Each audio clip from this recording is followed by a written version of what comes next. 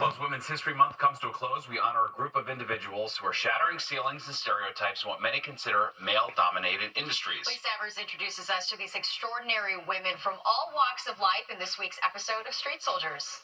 Women today in the United States are in a better position than in many other parts of the world. We have more choices and opportunities, both in our careers and in our personal lives. But there are still plenty of challenges, especially when you're the first woman in a male-dominated occupation. So we're celebrating trailblazing women everywhere who show us how to take risks and win. For decades, women law enforcement officers have comprised only about 12% of officers in the United States, according to the U.S. Department of Justice. That's a stark underrepresentation, according to the latest Census Bureau estimates, which show just over 50% of the U.S. population is female.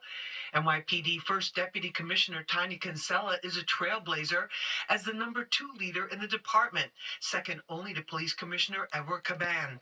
She worked her way up, starting as a beat officer on Staten Island. With more women in recruiting more women to the police department and within the higher ranks, not just as cops, not just as civilians, but in higher ranks, it adds to emotional intelligence. It adds to the understanding of the human side of policing. Dr. Jacqueline Fulop Goodling, better known professionally as Dr. Jackie Smiles, was drawn to dentistry as a child and became the first female director of the orthodontic department at the prestigious Boston University Dental School.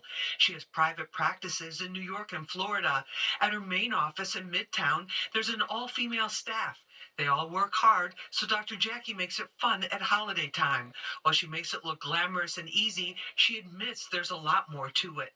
Running a small business with all the hats that we wear, of being a friend, a mother, a small business owner, and the lights go on, and with all of the rules and regulations and CE credits and maintaining your license. Architect Kimberly Dowdell made history when she was named the 100th president of the American Institute of Architects and the first Black woman in that position. She says seeing buildings abandoned and torn down as a child inspired her to be a positive force for change.